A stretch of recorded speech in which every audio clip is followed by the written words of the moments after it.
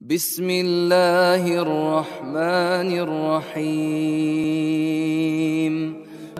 فأما الذين آمنوا فيعلمون أنه الحق من ربهم، وأما الذين كفروا فيقولون ماذا أراد الله بهذا مثلا يضل به كثيرا ويهدي به كثيرا وما يضل به إلا الفاسقين الذين ينقضون عهد الله من بعد ميثاقه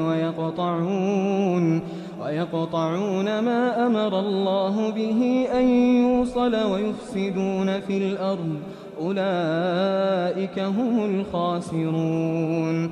كيف تكفرون بالله وكنتم أمواتا فأحياكم ثم يميتكم ثم يحييكم ثم إليه ترجعون.